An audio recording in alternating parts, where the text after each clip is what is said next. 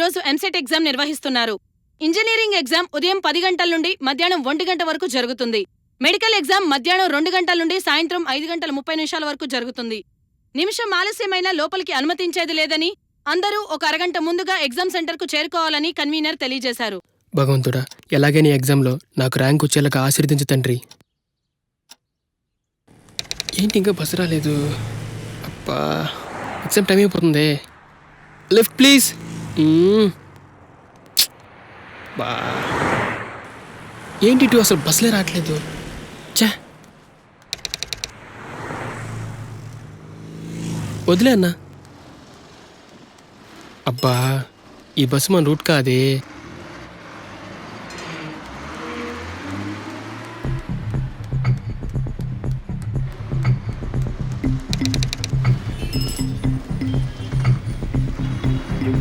అలా తప్పకుండా అలా కొంచెం తప్పుకో. బస్ ఆపన్నా. అరే అలా కొంచెం సైడ్ రా.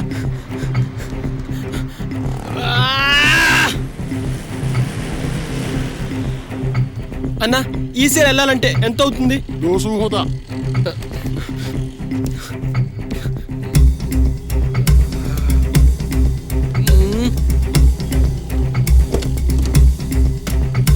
అన్నా, ఆటో అన్నా. ప్లీజ్ అన్నా పోనీ అన్నా. ఎంసెట్ ఎగ్జామ్ అన్నా, లేట్ అయిపోతుంది. ప్లీజ్ పోనీ అన్నా.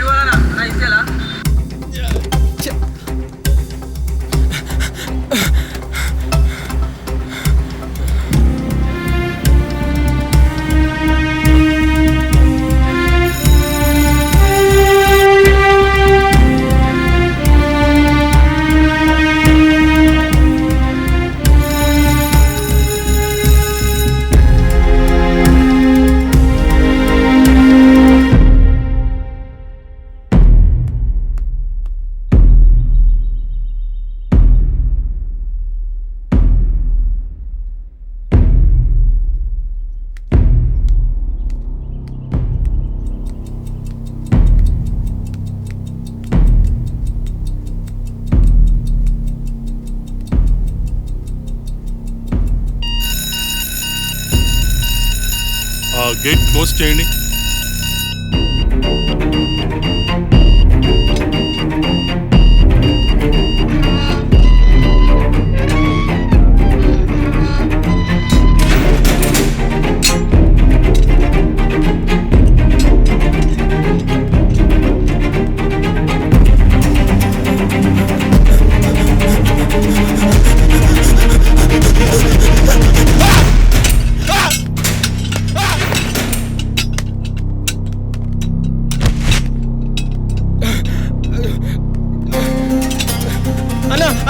అన్నా వాచ్మెన్ అన్నా గేట్ తీయన్నా.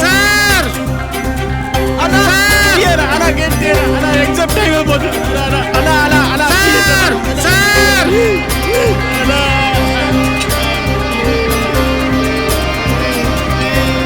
నన్ను మన్నించి బాబు, ఏమీ చేయలేదు.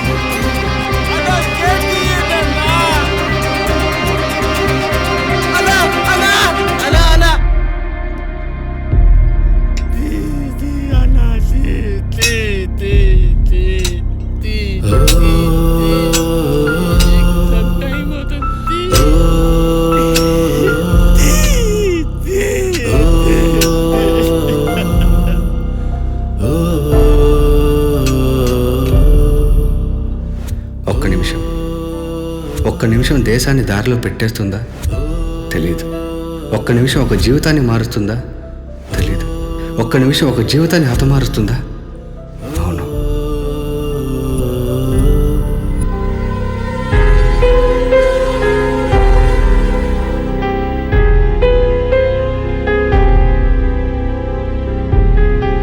ఒక్క నిమిషం రూలు పెట్టిన ప్రభుత్వంది తప్పు కాదు.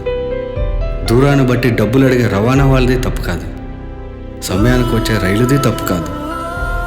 తప్పు అక్షరాల కుర్రాడిదే. అదే పేదవాడిగా పుట్టడమే వాడు చేసిన పెద్ద నేరం. ఈ నేరానికి తన జేబులో 50 రూపాయల మీద ఉన్న గాంధీ గారి కంటే గొప్ప సాక్ష్యం ఎవ్వరూ లేరు.